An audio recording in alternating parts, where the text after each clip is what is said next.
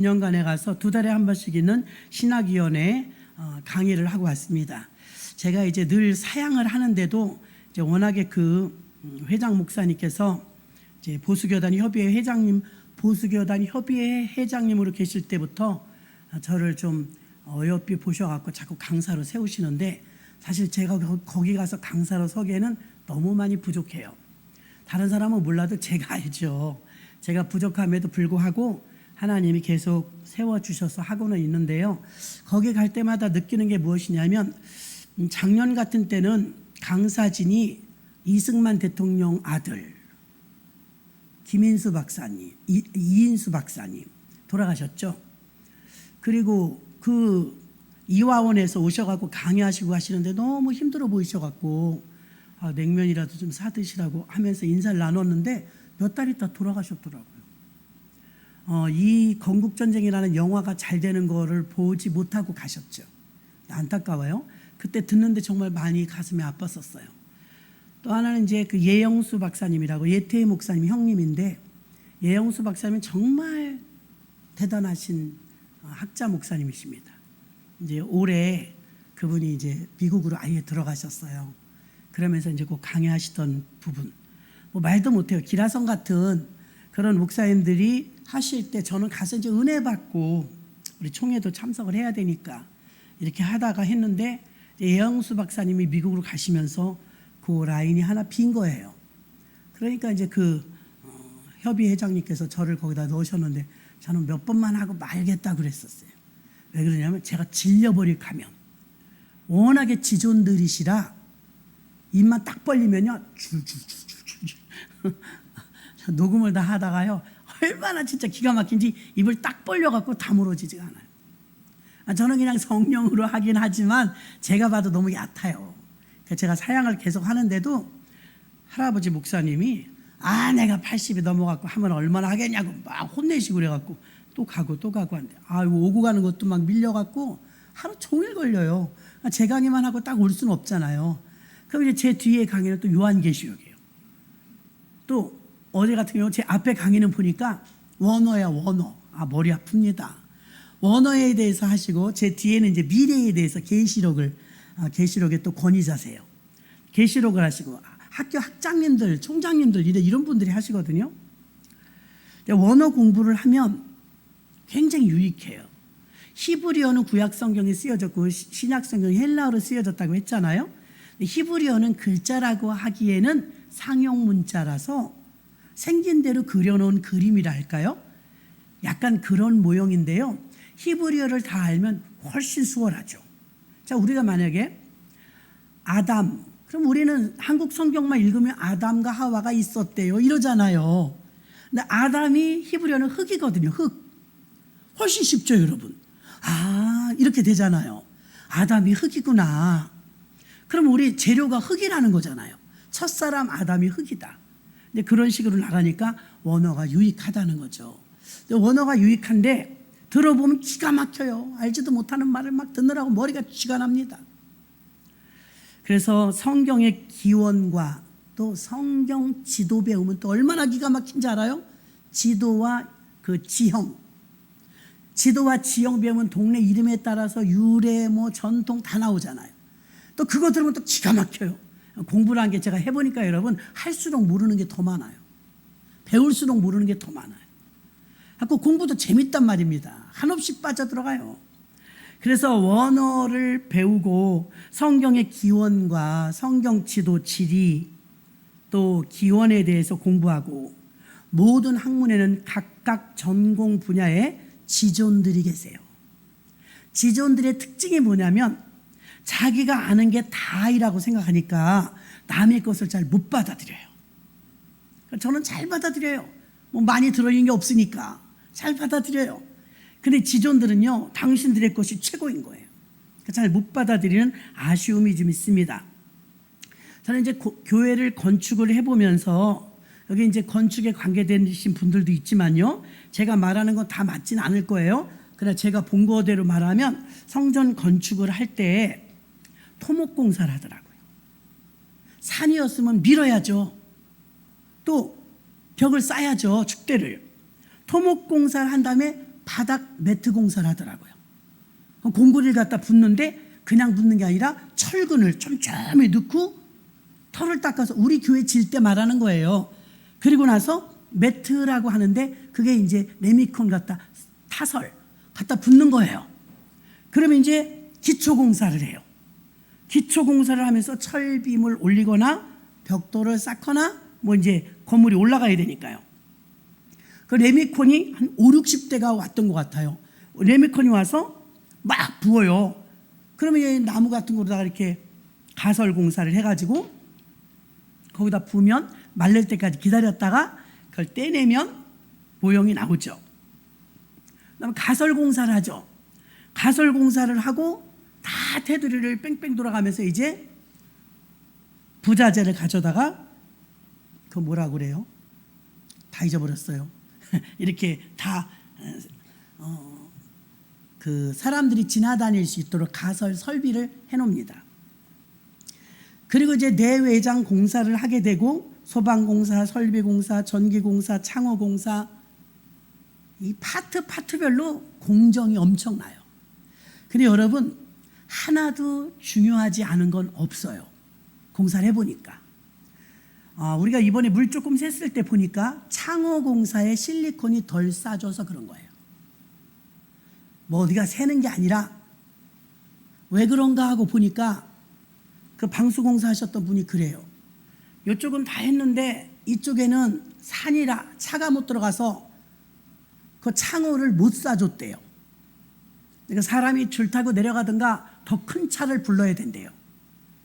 그럼 창호공사 하신 분이 제대로 조금 더 도톰하게 좀 해줬으면 싶었는데 그렇게 안 됐는가 봐요. 그러니까 그 사이로 물이 스며들어와서 최고로 많이 왔을 땐 조금씩 스며들어요. 자, 이렇게 인테리어를요 저희는 2층까지 공사했을 때 저 앞에 여러분 돌 이렇게 넣었죠. 십자가에. 제가 그 돌 골랐어요. 예뻐서. 그리고 이종희 집사님이 그거 붙여줬어요. 돌멩이 값 원가만 200만 원이었어요. 그 당시에 돌멩이 값만.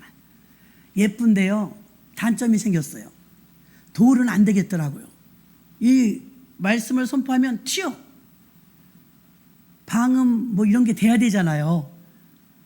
그래서 제가 본당 지을 때는 좀 어려워도 그냥 건축 회사에서 하면은 그 2층처럼 그렇게 하면 돼요. 재료 사다 그냥 뚝딱뚝딱 하면 되는데 인테리어를 체계적으로 하면은 요게 인테리어비만 2억 들었잖아요.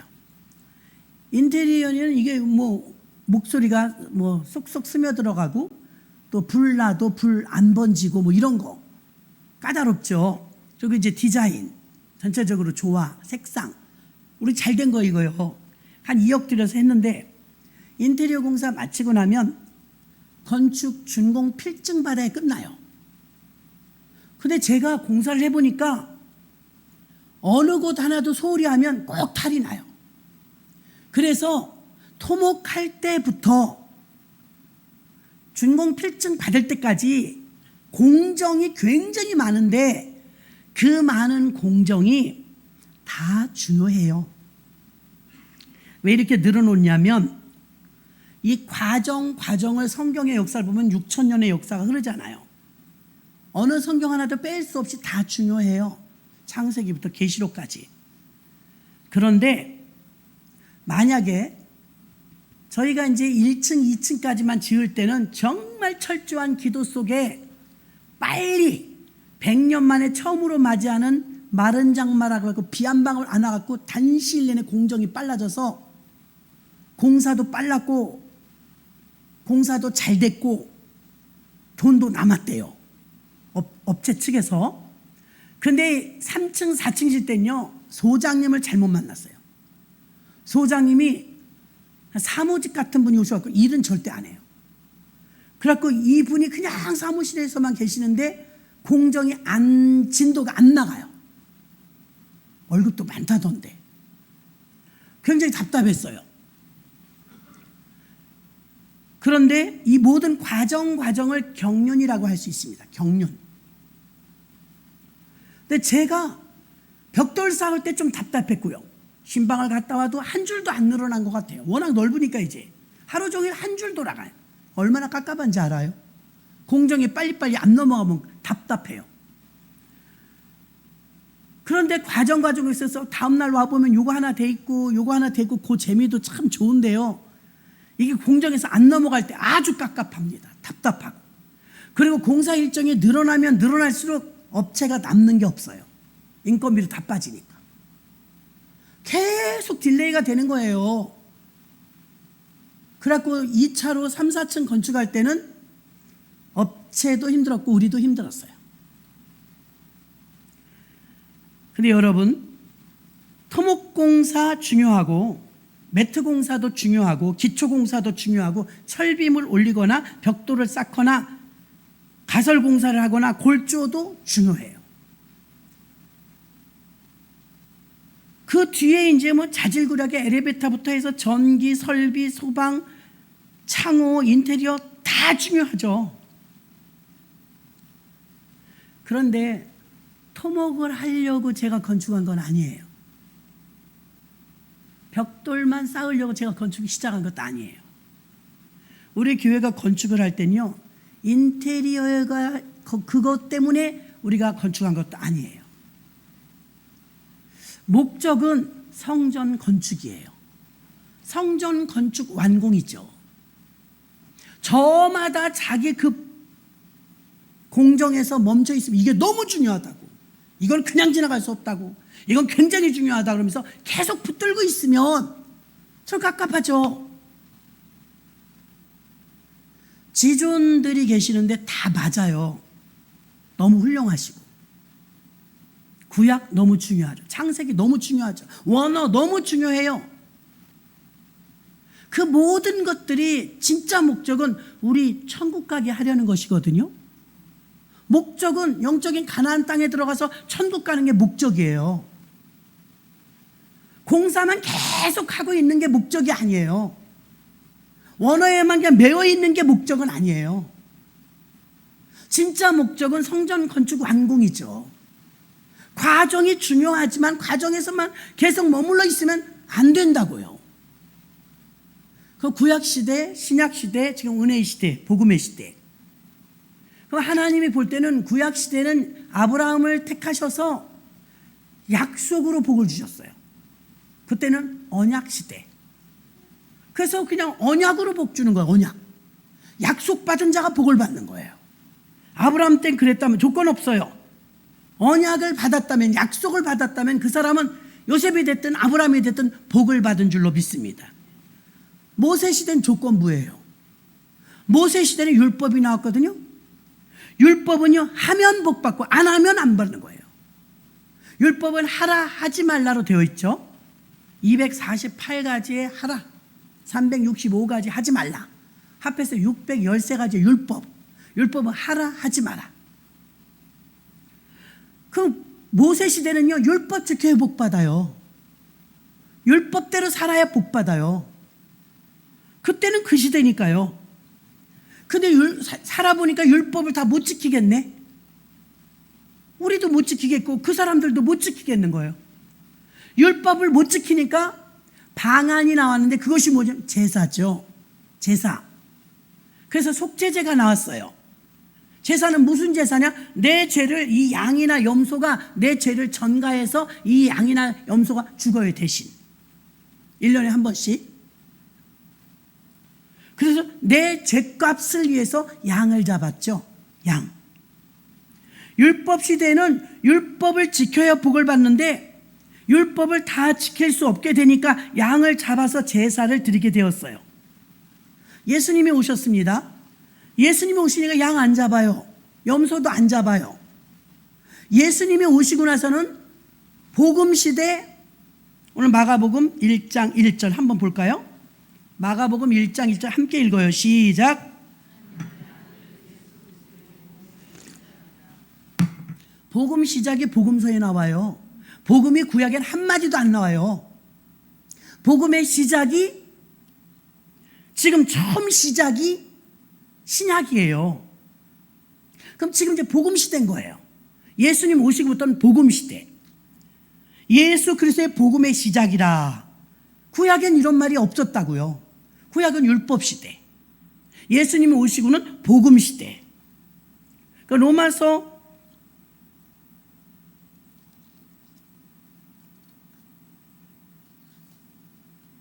1장 1절에도 보니까 예수 그리스도의 종 바울은 사도로 부르심을 받아 하나님의 복음을 위하여 택정함을 입었으니 아멘. 이제 복음 시대라 우리는 복음의 일꾼이에요. 율법의 일꾼이 아니에요. 복음의 일꾼입니다. 시대마다 다르다는 걸 말해요. 창세기부터 요한계시록까지 하나님의 경륜이에요. 전체가. 그 과정 속에 소중하지 않은 건 없어요. 그러나 하나님이 우리에게 복음 시대에 살고 있는 우리들에게 율법에 매여 있는 거 원하지 않아요. 원어에만 묻혀 있는 것도 원하지 않아요. 지금 우린 복음 시대요. 시대적으로 봤을 때 우리가 오늘 본문에 읽었던 사도행전 2장 42절도 한번 봐요. 이거 수준 있는 설교입니다. 여러분 잘 들으셔야 됩니다. 다시 한번 읽어요. 시작.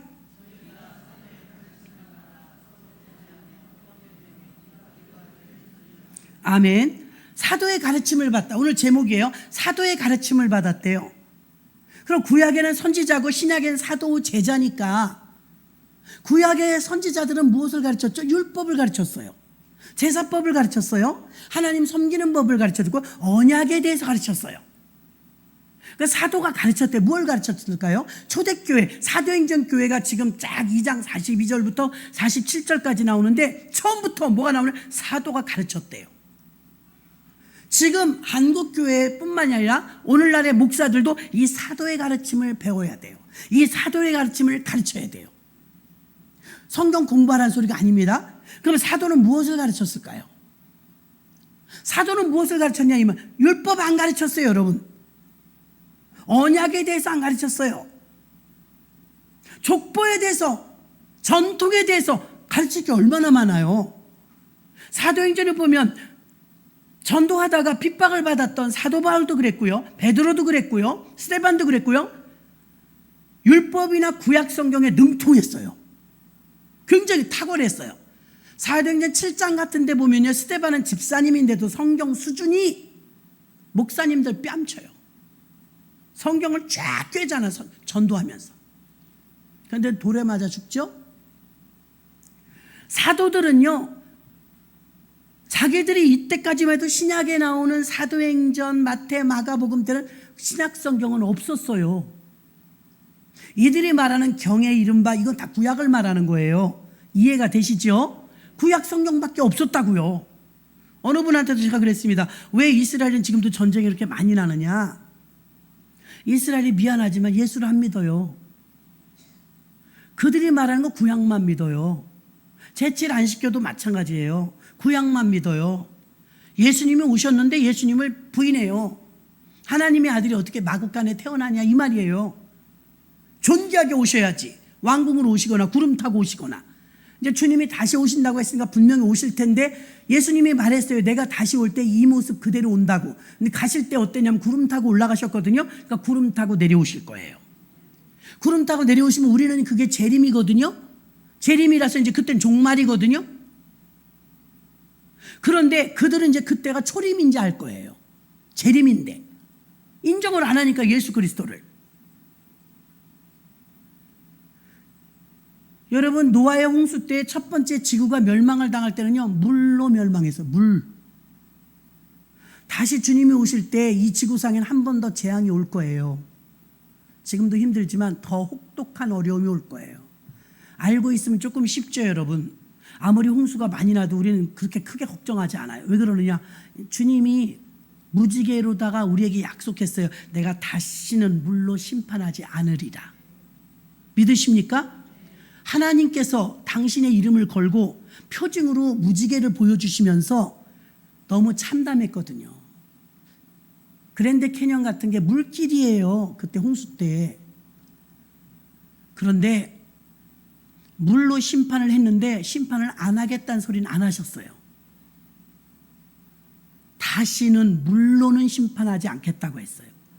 그러니까 지금 물난리가 이렇게 나도 국가적으로 어느 나라 국한대에 대해서 혼나고 재앙을 받긴 하지만 마지막 때의 징조는 아니에요. 이해가 되시죠? 그럼 마지막 때는요, 미안해요, 불심판이에요. 그럼 불심판이면 여러분은 무엇이 떠올라요? 인간이 만든 것은 핵무기. 핵무기도 불이에요. 청라지구에서 차 한 대 전기차가 불나니까 140대의 차량을 다 파손했는데 보험사도 난리 났고 벤츠 회사도 난리 났고 배터리 만든 중국 회사도 난리 났어요. 서로 이제 공방이죠. 누가 책임질 거냐. 한두 대를 갚아주죠. 차주하는 말. 보험회사에 보험 들었는데 최고 2억 원 한도래요. 2억 원 가지고 140대 어떻게 고쳐. 그 차가 다 몇 억짜리들은. 벤츠 그 비싼 차도만요. 거기다 아파트 손실은 다 어떻게 할 거예요. 아파트에 들어있는 자체적인 화재 보험은 해당 무래요. 자동차에 대한 건 보상이 없대요. 큰일 났더만요 그거. 누가 책임질 거예요. 보험회사는 이런 거는 안 해준다는 거예요. 그런데 그렇게 비싼 차에 왜 또 배터리는 또 한국산을 쓰지 왜 중국산을 썼대요? 그 싸구려 중국산을. 그것도 이상하고. 그리고 회사는 이제 자기네 차가 결함이면 다 물어줘야 되죠. 그러나 배터리에서 불이 났다고 하니까 배터리의 책임이 제일 많을 것 같아요. 그러면 이제 중국이 큰일 난 거죠. 중국이 호락호락 줄 것 같아요. 그럼 저거 이제 어떻게 보상받을 거예요? 내 차가 그 옆에 있었는데 폭삭 다 탔다. 얼마나 기가 막혀요. 덥긴 하고 지금 물 안 나와서 난리잖아요.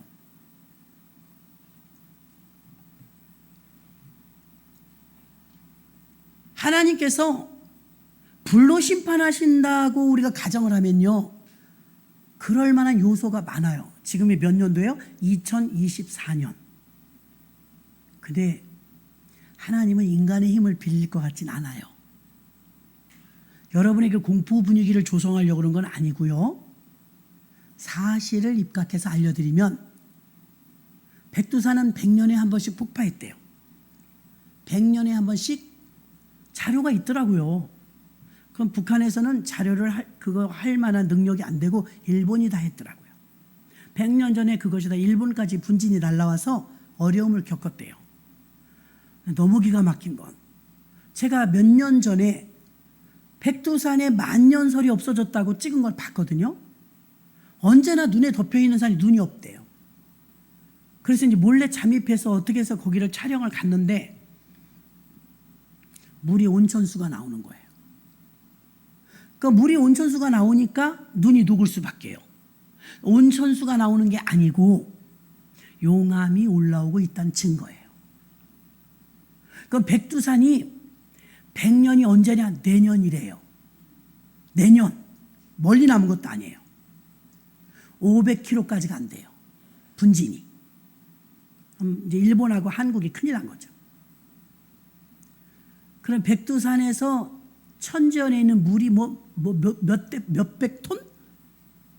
그 물이 이제 분화구로 확 올라올 거예요. 그 물이 북한에 다 휩쓸어 버리죠. 무서워요. 그리고 여러분 마지막 때 핵무기 가능성, 전기차 같은 가스 배관 같은 그런 것도 불안하고, 그렇죠? 또 사람들이 한 것이 아니고 하나님이 자연으로만 하신다면 화산도 못지 않아요. 근데 제일 합리적인 추측은 화산입니다. 왜 그러느냐? 성경에서는 소돔과 고모라성이 멸망할 때도 화산으로 그랬고, 폼페이 수도가 멸망할 때도 화산이 그랬고, 만약에 백두산이 터지면 아수라장이 되겠죠. 백두산뿐이 아니라 일본은 툭하면 터져요. 만약에 화산의 용암으로 인해서 마지막 때 재앙이 온다면 그 참담함은 이루 말할 수 없을 거예요. 근데 우리는 무엇을 먹을까 무엇을 마실까 여기에 연연하지만 사실은 미래에 대한 준비 중요하잖아요. 너무나 중요하죠. 우리는 모든 과정이 우리 미래 내 자신의 장래도 다 준비들 하잖아요. 어느 것도 소중하지 않은 것은 없습니다. 성전을 건축하는데 많은 건축 공정이 있지만 그 공정에서 머물러 있으면 이건 안 되는 거죠. 바로바로 진행 진도가 나가가지고 성전 건축 완공해서 여러분이 이렇게 들어와서 예배 드리는 게 목적이죠. 응? 건축만 하는 게 목적이 아니에요. 그걸 그대로 여러분에게 적용한다면 여러분이 지금 어느 시대에 살고 있냐, 이거 지금 우리는 율법 시대 아닙니다. 언약 시대 아닙니다. 창조 시대도 아닙니다. 지금은 복음 시대, 은혜의 시대. 예수님 이후로는 복음 시대예요. 예수님이 복음입니다. 그리고 하나님의 목적은 우리들이 지지고 볶으면서 뭐 나 성격 고쳐가면서 개선하고 이런 게 아니라 여러분 모두가 구원받는 게 하나님 목적이에요. 구원받으려면 무식해갖고는 안 되잖아요. 어떻게 구원받는지 알아야 되잖아요. 그러니까 여러분 정도 되면 예수를 믿음으로 구원받습니다. 이걸 여러분 믿어요. 십자가에서 나를 위해 피 흘려 죽으신 예수님의 피공로로 구원받습니다. 무식하지 않죠? 이 정도 유식하죠? 그것도 배웠으니까 아는 거예요. 지금 복음 시대이니까 복음을 여러분이 잘 알아야 된다는 거예요. 복음. 율법 시대는 율법을 지키면 복받았고, 언약 시대는 그냥 조건 없었어요. 언약으로 복받았어요. 지금 만약에 구약 시대와 율법 시대를 강론한다면 토목공사나 기초공사에 머물러 있는 거예요. 이제는 예수 복음을 전해야 되는 복음 시대입니다. 여러분은 어느 시대에 부름받았냐면 복음 시대에 부름받았습니다. 사도행전 2장 41절 여러분이 지금 읽으신 것처럼 저희가 사도의 가르침을 받아 그랬어요. 초대교회 원형교회 교인들은요 사도의 가르침을 받았는데 이때 사도들은 율법 가르치지 않았고요, 제사법 가르치지 않았고 언약법 가르치지 않았습니다.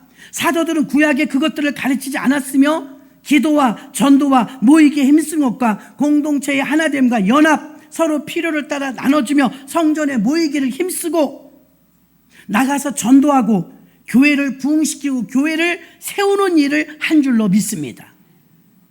이 시대에 우리가 가르쳐야 될 어느 단계 속에 있다면 우리가 이 시대에 우리가 배워야 될 경륜은 디모데전서 1장 3절로 4절 합독합니다. 시작.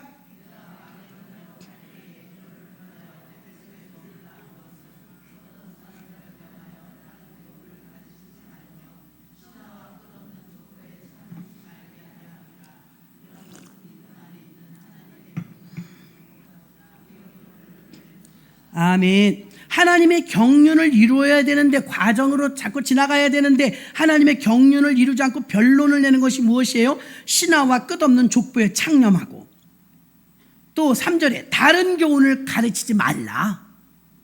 다른 교훈을 가르치지 말라.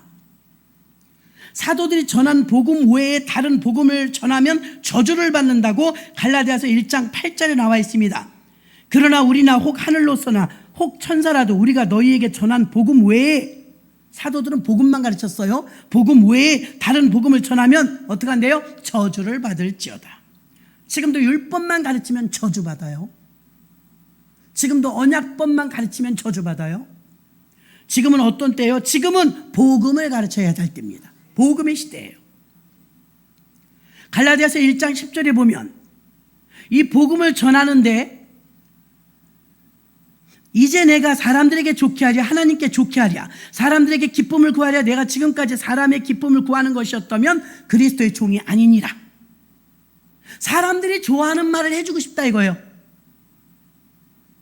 족장시대처럼 언약으로 복받았다, 꿈을 꾸고 복받아라, 율법을 지켜야 복을 받는다 이렇게 말하고 싶지만 사람을 좋게 하는 게 아닙니다. 하나님을 좋게 하랴 그랬어요. 하나님을 좋게 해야 그리스도의 종이라는 거예요. 그러면 사람을 기쁘게 하는 건 그리스도의 종이 아니라는 거예요. 하나님을 기쁘게 하는 그리스도의 종이 되라 이 말입니다. 지금이 어느 시대이냐? 하나님의 경륜을 벗어나지 말고 코스가 있는데 하나님의 경륜의 코스를 벗어나지 말고 지금 복음 시대니 복음 전하라 이 말입니다. 아무리 똑같은 말을 하는 것 같아도 복음 전하라 그 말이에요. 지금 복음 시대니까. 복음이란 말이 구약에는 없어요. 아까 읽었잖아요. 마가복음 1장 1절 복음의 시작이라. 그때부터 시작된 복음. 사람들이 종말하니까 거짓말하지 말라고 예수님 때부터 종말이라더니 여태까지 종말이 안 오지 않냐고? 여러분, 예수님이 오실 때부터 종말이에요. 왜 그러느냐? 예수님이 오시면서 복음이 들어왔거든요. 그 끝이 종말이거든요. 지금은 근데 2000년이 흘렀으니까 지말, 복음 종말 지말. 마지막까지 왔다는 거죠. 5분도 안 남은 거예요. 지금 자연재해나 자연 조건을 봐. 때가 이르면, 임산부가 임신 8개월, 9개월 되면 배가 불러요. 그 다음엔 준비해야 돼요. 기저귀도 준비하고, 목욕통도 준비하고, 이불도 준비하고, 애기 옷도 준비하고. 그게 엄마죠. 아무 준비 없다가 애기 낳으면 고딩이에요? 고딩? 고딩들은 그냥 중딩 고딩들은 아무렇게나 하다 그냥 애기 낳더만. 정상적으로 결혼한 주부라면 임신 8개월만 넘으면 어느 병원에 가서 낳을까? 어느 산후조리원을 들어갈까? 돈도 마련해서 병원비는 얼마를 준비해야 되겠다. 기저귀도 사다 놓고 옷도 사다 놓고 그게 엄마지요. 그런 징조로 봤을 때 여러분 지금 만삭이라 이 말입니다. 예수님 때부터 종말이었지만 너무 이 세상에 연연하지 마세요. 돈에 너무 연연하지 마세요. 너무 속상해하지 마세요. 소돔성에 멸망할 때 화산재 속에 묻혀버린 재산, 그거 아까워서 뒤돌아보다 소금 기둥된 여인이 있었으니 롯의 처 아닙니까? 그 고생해서 그거 자기 삼촌 섭섭하게 하면서까지 다 끌고 나갔던 거 하나도 못 건졌잖아요. 너무 연연하지 말란 말입니다. 사도들은 율법을 가르치지 않았어요. 이 가르침이라는 게 사도의 가르침을 받아 이거 원어를 찾아보니까 사도의 가르침 그 뜻이 각인 이렇게 돼요. 각인시킨다. 각인이 뭐예요, 여러분? 하나님이 모세를 통해서 십계명 줄 때 각인해서 줬어요. 십계라는 영화 봐요. 슉 하고 불이 나와서 돌멩이를 다 글씨 쓰죠. 너는 나 외에 다른 신을 섬기지 말지니라. 써준 게 아니고 새겼다니까요, 돌멩이에. 여러분 도장 같은 거 보면 각인한 거잖아요. 아무리 글씨 써는 건 세월이 오래 가면은 엷어질 수 있지만 각인된 건 엷어지지 않아요. 그러면 사도들은 가르쳐라, 각인시켜라. 사도들이 해야 될 일은 여러 성도님들 마음속에 각인시키는, 어떻게 각인시키느냐? 이건 도장이 아니라 마음에 각인시키라는 거예요. 마음의 각인. 가르친다가 이 사도의 가르침을 받아 이 가르침이 원어에 보니까 각인시킴 이렇게 돼 있더라고요.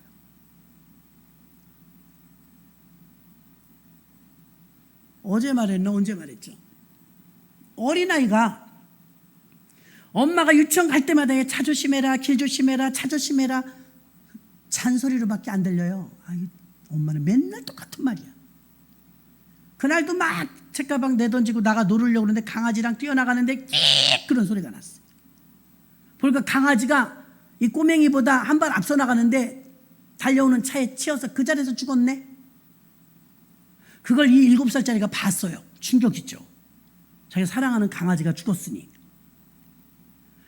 늘 잔소리로 곁소리로만 들렸던 엄마의 말이 뼈저리게 와닿는 거예요. 차 조심해라, 길 조심해라. 이 말이 그 말이었구나. 이제 이 아이는 각인됐을 거예요.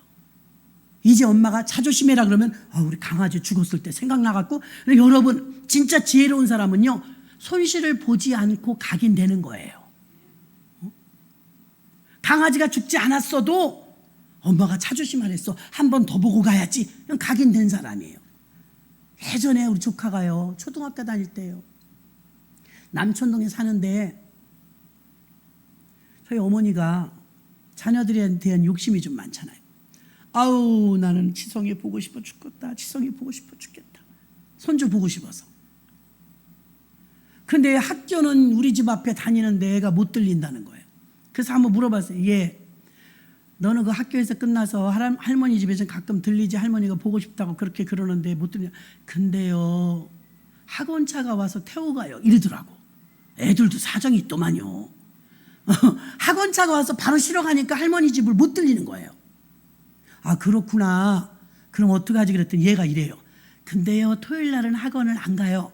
그땐 토요일도 반나절 학교 갈 때예요. 한 달에 한두 번씩. 토요일 날은 학원 안 가요.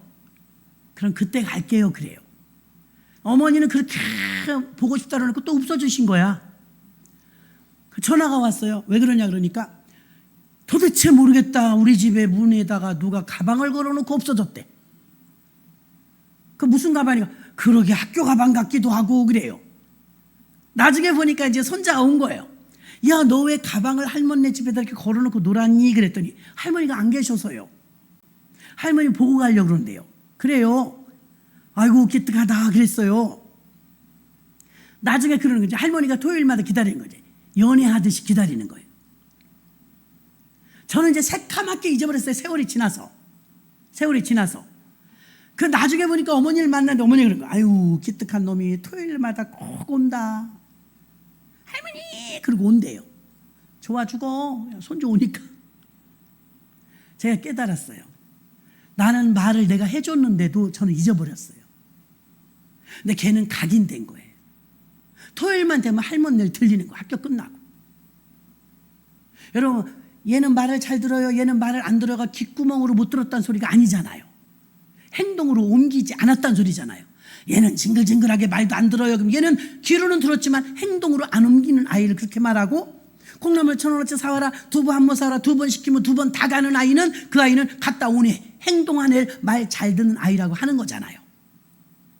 그런 면으로 봤을 때 조카가 할머니한테 토요일마다 가서 얼굴 베드리고, 할머니는 그 다음부터는 옥수수 쪄놓고 빵 쪄놓고 애 올 걸 대비하는 거야. 보고 싶어가지고. 저는 잊어버렸다니까요.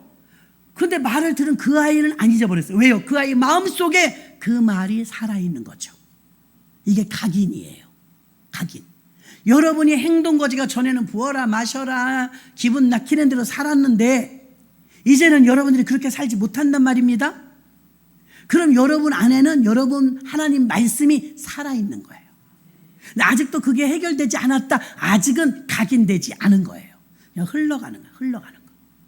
우리나라 사람들은요, 심보가요, 은혜는 물의 색이고 섭섭이는 가슴의 색인데, 그 말이 무슨 말이에요? 지금 잊어버려도 될 거는 안 잊어버리고 꽁 하고 있다는 거예요. 근데 받은 은혜는 다 잊어버려갖고 물 흘러갈 때 다 흘러갔다는 거예요. 거꾸로 하셔야 돼요. 거꾸로. 은혜는 새기셔야 돼요. 섭섭한 거는 흘려보내야 돼요. 그래 여러분이 행복하게 살 수 있습니다. 하나님께서도 율법을, 십계명을 돌판에 새겨주셨어요. 새겨주셨어. 주님은 우리 마음판에 새기라 이 말입니다. 지금은 복음 시대요. 복음의 시작이라. 복음이 우리 영혼을 구원하는 것이니 하나님 말씀을 통해서도 설교를 들을 때 오늘도 목사님 말씀 좋았습니다. 은혜 받았습니다. 가볍게 끝나는 것이 아니라 여러분에게 각인되어야 될 줄로 믿습니다. 각인되어야 돼요. 각인은 또 하나의 다른 말로는 되새김질이에요. 양이나 소 뭐 이런 짐승은요 꼭 되새김질을 한대요. 양이 되새김질을 안 하면 죽는다는, 소화가 안 됐어요. 하나님 말씀을 여러분이 양으로 비유했기 때문에 하나님 말씀 한 번 듣고 말아버리면 여러분이 소화를 못 시켜요. 그런데 하나님의 말씀을 듣고 되새김질해서 상고하라고 공과를 주는 거 아닙니까? 공과 내용이 전주의 설교 내용 요약한 거잖아요. 그러면 생각이 나요. 아 그래 맞아, 주일날 그거였다. 저도 잊어버리거든요. 그럼 잊어버릴 수 있어요. 잊어버렸는데 여러분이 그래도 다행인 것은 똑같은 말을 또 하면 기억해요. 아 저거 했던 건데 이런단 말입니다. 그러니까 여러분이 다 잊어버린 게 아니었다는 거죠. 그래서 되새김질을 하면 여러분에게 각인되기가 쉬움으로 유익한 줄로 믿습니다. 제비에게 먹이를 어미가 쏙 넣어주는 것처럼 하나님 말씀이 여러분 안에 쑥 들어가야 돼요. 응? 복음이 여러분 안에 쑥 들어가야 돼요. 그게 경륜이에요. 우리는 원어에 매여 있지 않고 지리적인 것에 매여 있지 않고 연도가 몇 년도였던 거예요. 거기 별로 중요하지 않아요. 다 중요하지만 사실은 여러분이 구원받는 게 제일 중요해요. 여러분의 사명이 제일 중요해요. 지금들은 어떻습니까? 성도님들이 솔직히 다 빈 깡통이에요. 한국교회 성도님들 보면 빈 깡통이 너무 많아요. 그런데 계속 지식만 가르쳐갖고 귀만 커졌죠. 귀만. 사자 새끼를 훈련시킬 땐 그 짐승 훈련시키는 조련사들 보면 아주 혹독하죠. 사자 새끼를 훈련시킬 때 사자 새끼 때부터 슬리퍼를 가지고 콧장등을 딱딱 때렸대요. 아기 때부터. 늘 콧장등을 맞으면서 훈련받은 거예요. 사자가. 딱딱 때리면 악어도요. 삽으로 때려요. 삽. 악어는 딱딱하잖아요. 가까이 다가가면 위험하니까 삽으로 조련사가 딱딱 때리면 되게 아프겠더라고요. 그 악어가 애고애고하고 물속으로 들어가요. 사자 훈련사는 사자 새끼 때부터 훈련시키면서 슬리퍼로 콧장등을 딱딱 때렸는데 사자가 금방 자라죠. 사자가 자라면서 어른 사자가 되었을 때도 사자 훈련사가 슬리퍼만 딱 들면 절절절절 말 잘 듣는 거예요.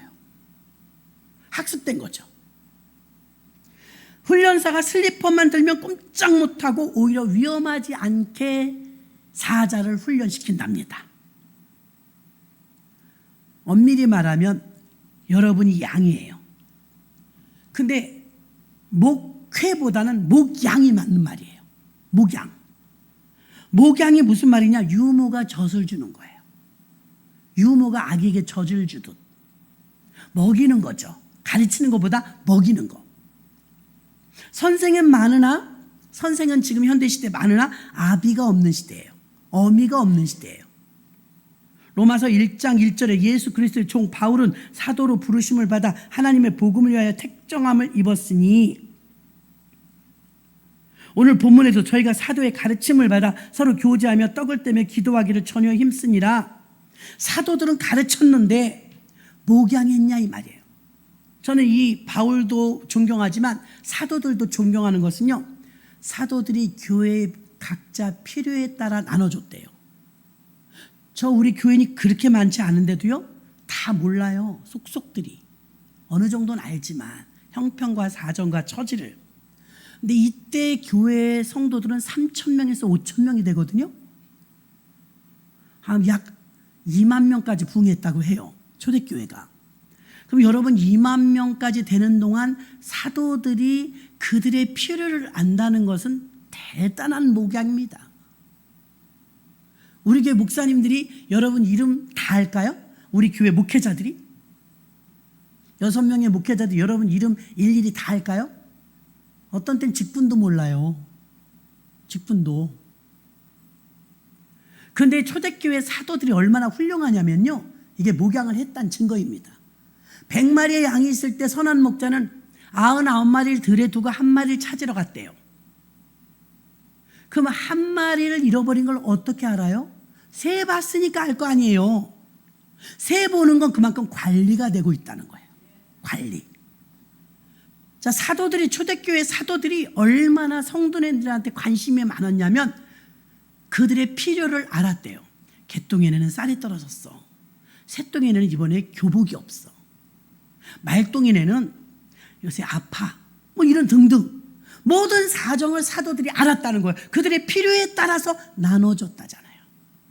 이건 목양을 잘한 거예요. 사도들이. 그래서 그 시대의 경륜, 하나님이 그 시대에 무엇을 맡겼느냐, 무슨 시대냐, 복음의 시대라고 그랬죠. 복음을 가르쳤고, 기도하는 법, 나누는 법, 모이는 법, 또 전도하는 법, 기도하는 법, 이런 거 가르쳐줬지. 자기들이 알고 있는 성경 구약만 있다고 했잖아요. 구약에 나오는 율법 가르치지 않았고, 언약 가르치지 않았고, 창조론 가르치지 않았어요. 지금도 많은 분들이 의외로 공부만 해요. 지존들이 다 가르치고 있고요. 그러나 그 중요하죠.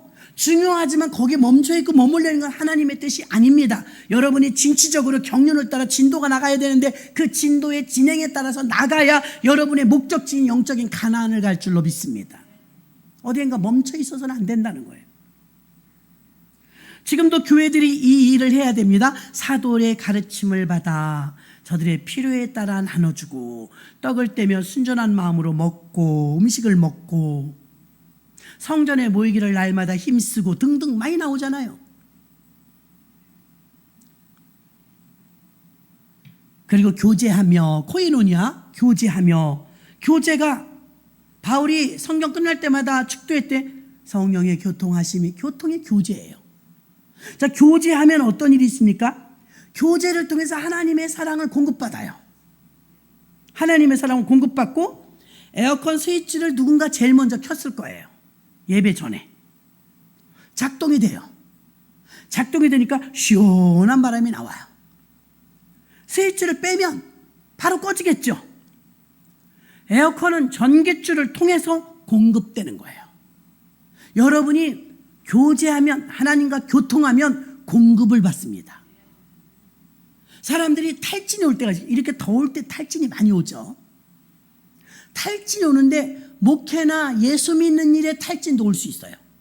그럼 예수 믿는 일에 탈진이 올 때는 왜 그러느냐? 공급이 끊어졌다는 거죠. 이 공급은 어디서 오냐? 예수의 복음으로부터 오는 것입니다. 그러니까 포도나무의 비유를 통해서 배우는 것처럼 뿌리에 진액을 빨아 올리는 게 공급이죠. 공급. 그래야 포도의 열매가, 누가 또 지금 나오다 보니까 오이 3개인가 뭐 또 4개인가, 나 조금 심었다 이렇게 많이 거둘 줄 예전에 미처 몰랐어요. 아니 무슨 오이 오이 그 뭐죠, 종자인가 뭐 그거를 21세기에서 가져가실 분들 가져가래요. 그래갖고 이렇게 모종? 그거 하나 들고 와서 이것 좀 심어주세요 그랬더니 화단다 그냥 심은 거예요. 오이가 지금 12개째 열린 거예요. 12개. 어머나. 어떤 분이 그래요? 어저께 하나 땄는데 오이 소백이 먹어. 하나 갖고 어떻게 소백이 먹어요? 그거 따서 오이 소백이 해서 드세요. 화단에서 오이 따갖고 오이 소백이 하게 생겼어요 지금. 얼마나 웃긴지. 걔도요 장마철에 오이 자라듯이 하루가 다르게 자라는데 나 그렇게 빨리빨리 자라는지 몰랐어요. 공급이 있으니까 자라는 거예요 여러분. 아멘. 공급이 있으니까 자라는 거예요. 어느 분은 또 사명감 가지고 오이에 물을 아침마다 준대요. 왜 주냐 그러니까 누가 그러는데 농사 모르는데 오이에 물을 안 주면 쓰대. 내가 쓰기만 해보라고 그랬지. 그랬더니 계속 물을 준대요. 안 써요. 먹어보니까 달아요. 잡수고 싶은 분 오이 정말 사모하는 분은 제가 하나 드릴게. 3개 있어요. 아 진짜예요. 에어컨 하나도 너무 더워갖고 아까 막 어지럽더라고요. 막 지치고.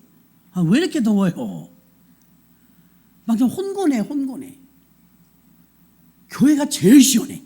와, 내려오는데 서늘한 거예요. 얼마나 좋은지. 공급이 된다는 건 너무나 좋은 거예요. 그 차 한 대, 전기차 하나가 불나가지고서 140대가 고장난 것도 엄청난 손실인데 더 기가 막힌 건 뭐 4,000세대? 몇 세대요? 4,000세대가 물이 공급이 끊어졌다잖아요. 전기 공급도 끊어지고. 얼마나 더울까? 아이고, 웬 전쟁도 아니고 난리요. 수재민도 아니고. 이상한 일이 생겼어요. 지하실에다 전기 그거 하지 말아야 되겠어요. 지하실에 전기 그거 충전하는 거. 아니 지하 1층이면 괜찮은데 지하 3층 4층인데도 많아요. 그러다 아파트 다 날아가게 생겼어. 아유 무서워 죽겠어. 공급이 굉장히 중요한 건데 지금 물도 끊어졌대죠. 전기 끊어졌대죠.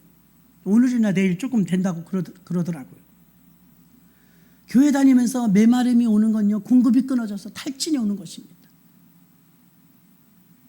고린도 후서 5장 21절, 하나님이 죄를 알지도 못하신 자로 우리로 대신하여 죄를 삼으신 것을 우리로 하여금 저희 안에서 하나님의 의가 되게 하심이니라. 이 말은 고린도 후서 5장 21절은요 십자가로 우리의 죄를 다 용서하셔서 의가 이루어졌단 말입니다. 또 하나 볼까요?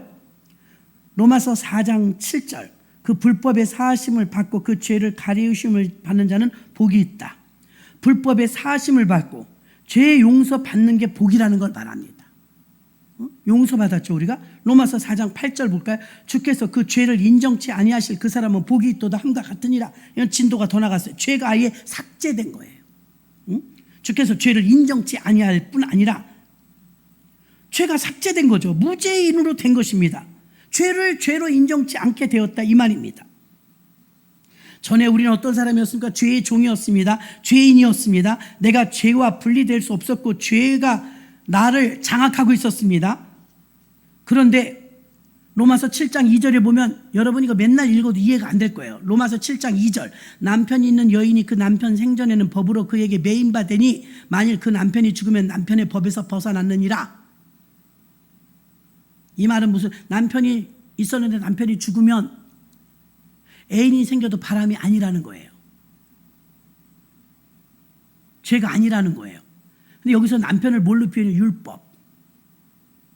율법이 죽으면 자유해진다 이 말이죠.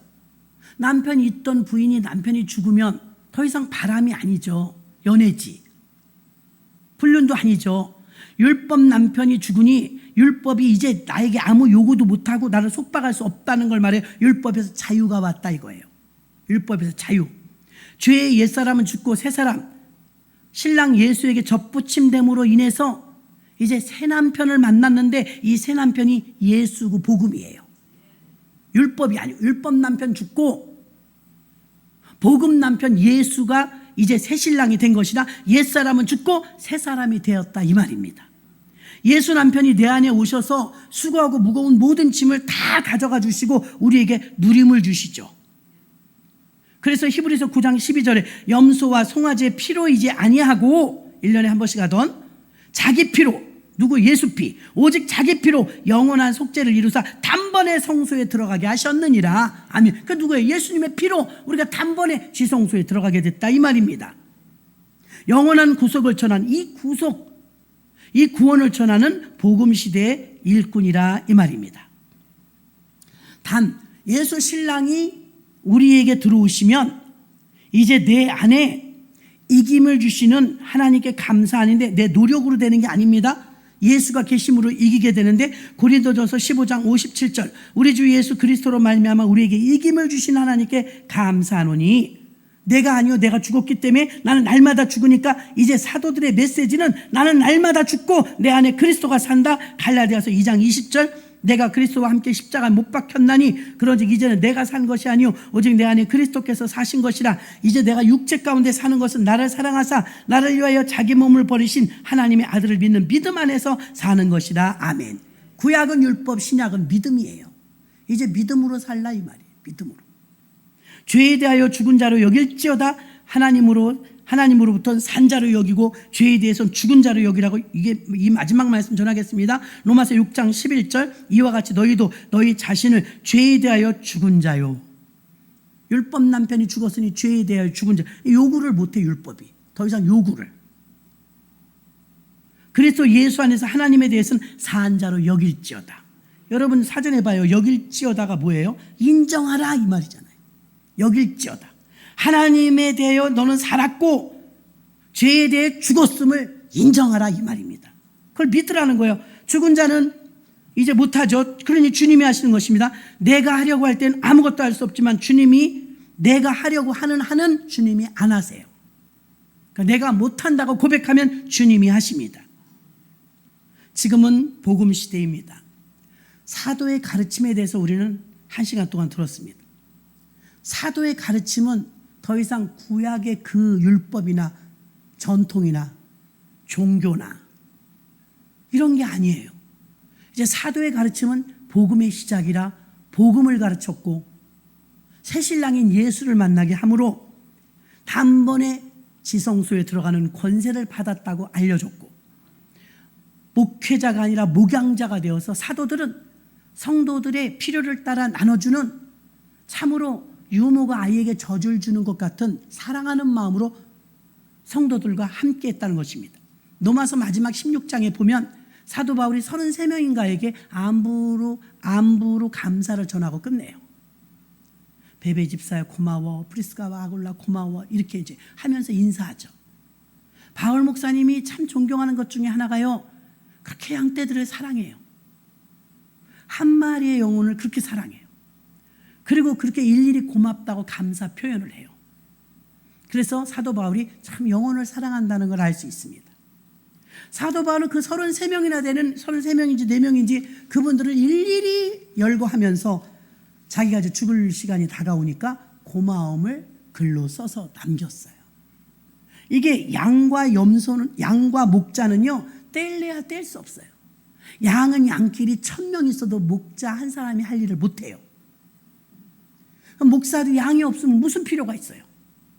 그러니까 양과 목자는 불가불의 관계라 이 말입니다. 서로 윈윈되는 거, 윈윈. 서로를 위해서 살게 되는 거예요. 말씀을 정리하면서 지금은 무슨 시대라고요? 복음 시대입니다. 율법 시대 아닙니다. 언약 시대도 아닙니다. 다 창세기부터 요한계시록까지 하나님의 경륜이 다 중요하지만 어느 한 군데 멈춰 있으면 안 되고 계속 진행되어야 하는데, 그것은 하나님의 경륜 가운데 지금은 복음 시대에 있고, 어느 날 우리는 말세 종말 시대를 보게 될 거예요. 그때는 불로 심판이 올 수도 있다는 거 염두에 두시기 바랍니다. 그냥 물로 심판하진 않아요. 한 나라는 물로 심판할지 몰라요. 전 세계가 동시에 물로 심판은 안 하십니다. 무지개로 약속하셨으니까. 그러나 불로 심판할 수 있다는 걸 암시하셨어요. 계시록에. 불로 심판받으면 지금 청라지구에 있었던 전기차 폭파 사건처럼 우리가 만든 것에 우리 발등을 찍을지도 몰라요. 핵무기, 우리가 만든 무기에, 과학자가 만든 무기에 우리가 죽을지도 몰라요. 그러나 어쩌면 자연재해 중에 가장 큰 화산 폭발, 화산은 산 맨 밑에 있는, 제가 어느 지나가다가 이렇게 보니까는 산 꼭대기에서 폭포가 물이 팍 내, 너무 이쁘더라고요. 참 신기해요. 목사님들이 뭐가요? 그래. 아니 저렇게 높은 산 꼭대기에 왜 물이 저렇게 하염없이 나와요? 신기하지 않아요? 아니 우물은 땅을 파야 나오잖아요. 난 그건 이해를 하겠어. 물은 원리가 아래로 흐르는 거잖아요. 어쩌자고 산 꼭대기에서 물이 콸콸콸콸 하염없이 나오냐고요. 하나님은 참 물이요, 진짜 신기해요. 물이 왜 그러냐면요, 물이 얼잖아요, 떠요. 다른 건 고체가 되면 더 무거워져요. 물은요 얼면 더 가벼워져요. 그 물이 뜨니까 밑에서 고기가 사는 거예요. 얼음이 뜨니까. 얼음이 무거워서 가라앉으면 고기 다 죽어요. 그렇잖아요. 강태공들이 낚시할 때 얼음 깨고 낚시하잖아요. 얼음은 위에 뜨는 거예요. 신기해요. 그 물이 얼으면 가벼워서 올라. 그 밑에서 물고기는 자라. 하나님의 섭리죠. 그래서 제가 난 신기해요. 저 산꼭대기에서 어쩌자고 물이 저렇게 콸콸콸 내려온다고요. 아니 물이 밑에서 나와야 되죠. 밑에서도 나오는데 위에서 나오고. 그게 삼투압이에요. 그러는 거예요. 그렇죠. 뭐 과학으로 갖다 대면 삼투압이죠. 더 자세히 휴지를 갖다 이렇게 물에 넣으면 오라오라 물이 올라오네 이거야. 그렇죠? 산 밑에서 비가 오면 쭉 물이 올라가는 거예요. 계속 내려가는 거지. 또 원래는 원래 물은 흐르잖아요. 하나님이 참 기기묘묘해요. 얼음도 다른 건 다 무거워지는데 어째 얘는 더 가벼워져요. 그러니까 밑에서 물고기가 또 사는 거 아니에요. 뭐 신기한 거로 말하면 그것만 있겠어요. 이렇게 이쁜 꽃도요 한 개도 안 빼놓고 다 홀수래요. 꽃잎사귀가. 심심하신 분 세보세요. 세상 없어도 아무리 많아도 홀수래요. 무슨 원리가 있겠죠. 참 하나님의 이 자연 섭리는 엄청납니다. 오늘 우리는 시대마다 하나님의 경륜인데, 지금 때가 어느 때냐? 복음 시대라. 복음 시대는 복음을 전해야 돼요. 그런데 지금도 율법 전하면 안 돼요. 알고 있는 것과 그것만 가르치는 건 틀리죠. 다른 복음을 전하면 그 율법이에요. 다른 복음을 전하면 지나간 거예요.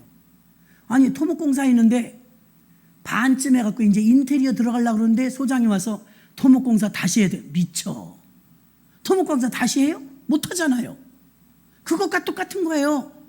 아무리 지존들이 그 원어를 파고 난리를 쳐도요 거기서 머물러 있으면 안 돼요. 진행해서 나가야 돼요. 여러분의 믿음도 내가 과거엔 이런 믿음이었어 그러면 안 돼요. 지금도 그래야 돼요. 믿음은 언제나 현재형인 줄로 믿습니다. 기도합니다. 하나님 감사합니다.